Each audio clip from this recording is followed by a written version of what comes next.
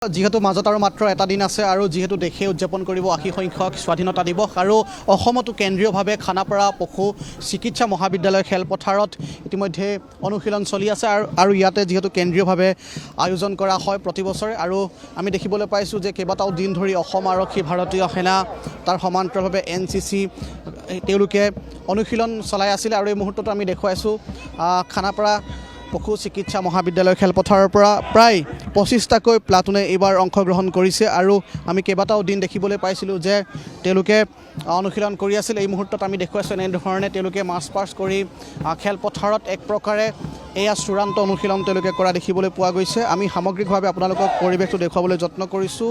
অসম আৰক্ষী commando battalion আৰু তাৰ সমান্তৰালভাৱে APRO তাৰপিছত আৰু আপোনালোকে দেখিবলৈ পাব বীৰাংগনা আছে, কামাণ্ডোৰ মহিলাৰ দল আছে, পুৰুষৰ দল আছে, তাৰ সমান্তৰালভাৱে আপোনালোকে দেখিবলৈ পাব NCCৰ দল দেখিবলৈ পাব, ভাৰতীয় সেনাৰ BSF CRPF এনেধৰণে আপুনি বহুকেইটা দল আপোনালোকে দেখিবলৈ পাব আৰু এই মুহূৰ্ততো মই আপোনালোকক খানাপাৰা পশু চিকিৎসা মহাবিদ্যালয় খেলপথাৰৰ পৰা পৰিৱেশটো দেখুৱাবলৈ যত্ন কৰিছোঁ আৰু ইয়াত যিহেতু কেন্দ্ৰীয়ভাৱে মুখ্যমন্ত্ৰীগৰাকীয়ে এই অনুষ্ঠানত অংশগ্ৰহণ কৰিব আৰু তেওঁ পতাকা উন্মোচন কৰিব আৰু এই মুহূৰ্তত আমি দেখুৱাইছোঁ এয়া হৈছে কামাণ্ডোৰ বেটেলিয়ানৰ মহিলাৰ যিটো দল তেওঁলোকে খুব ধুনীয়াকৈ এই মুহূৰ্তত আমি অনুশীলন কৰা দেখিবলৈ পাইছোঁ।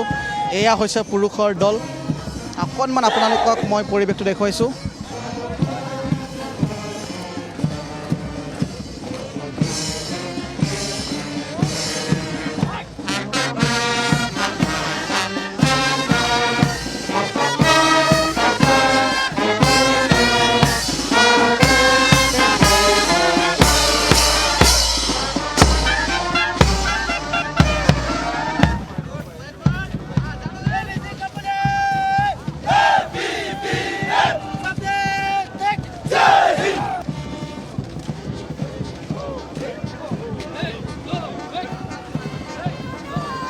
এই মুহূৰ্তত আপোনালোকে দেখিবলৈ পাইছে আমি খানাপাৰাৰ পৰা যিহেতু চূড়ান্ত অনুশীলনৰ পৰিৱেশ দেখুৱাইছোঁ। খুব ধুনীয়াকৈ তেওঁলোকে অনুশীলন কৰি আছে আৰু আজি যিহেতু প্ৰখৰ ৰ'দ, এই প্ৰচণ্ড ৰ'দতো তেওঁলোকে অনুশীলন কৰি আছে কাৰণ কোনো ধৰণৰ যাতে খাম খেয়ালি ৰৈ নাযায় তাৰ বাবে এয়া চূড়ান্ত অনুশীলন আমি দেখিবলৈ পাইছোঁ। এই মুহূৰ্তত আমি কৈছোঁৱেই যে ভাৰতীয় সেনাৰ কেইবাগৰাকীও শীৰ্ষ পৰ্যায়ৰ আৰক্ষী বিষয়া আছে, অসম আৰক্ষীৰ শীৰ্ষ পৰ্যায়ৰ বিষয়া আছে আৰু এই মুহূৰ্তত আমি দেখুৱাইছোঁ এয়া হৈছে BSFৰ যিটো দল তেওঁলোকেও চূড়ান্ত অনুশীলন কৰা দেখিবলৈ পোৱা গৈছে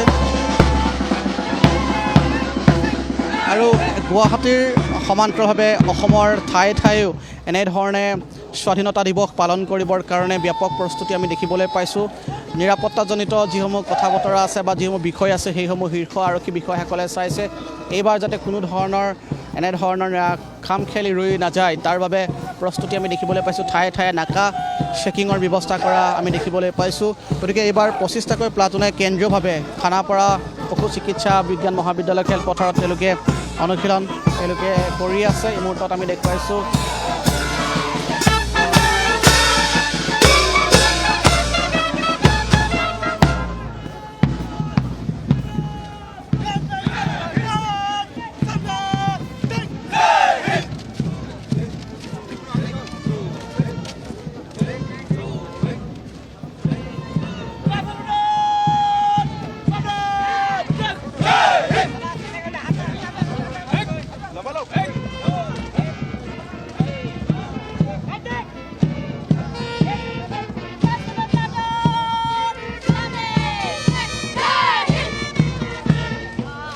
এয়া অসম আৰক্ষীৰ এটা মহিলাৰ দল তেওঁলোকে অনুশীলন কৰিছে আৰু গুৱাহাটী মহানগৰীৰ কেইবাখনো শিক্ষানুষ্ঠানৰ ছাত্ৰ ছাত্ৰীসকল ইয়াত আছে, তেওঁলোকেও ইয়াত অংশগ্ৰহণ কৰিছে আৰু বিশেষকৈ এইবাৰ সাংস্কৃতিক অনুষ্ঠান থাকিব।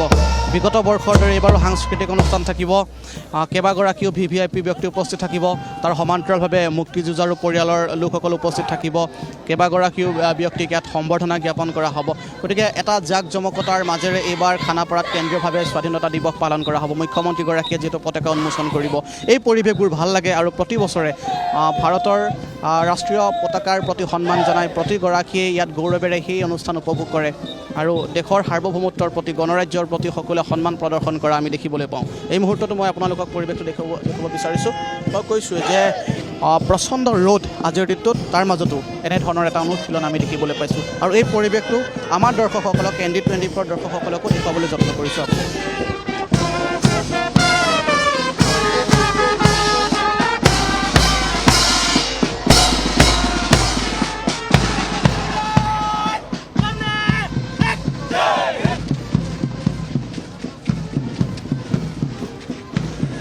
দেখুৱাইছোঁ এয়া হৈছে NCCৰ দল আমি আপোনালোকক এই পৰিৱেশটো দেখুৱাব খুজিছোঁ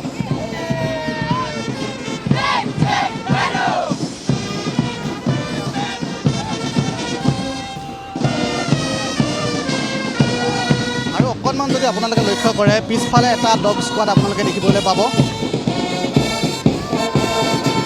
ডগ স্কোৱাডৰ দলটোলৈ আপোনালোকে লক্ষ্য কৰক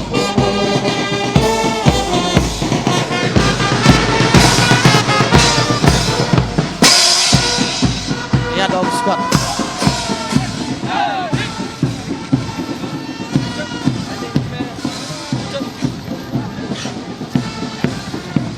Bike rider eta dol ase.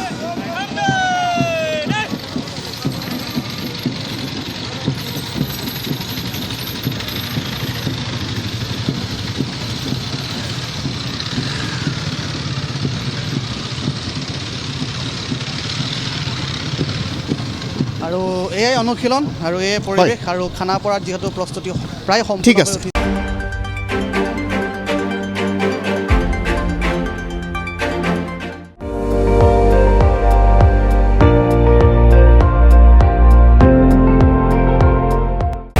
আপুনি চাই আছে ND24 সৰ্বশ্ৰেষ্ঠ নহয় সৰ্বোত্তমৰ দৌৰ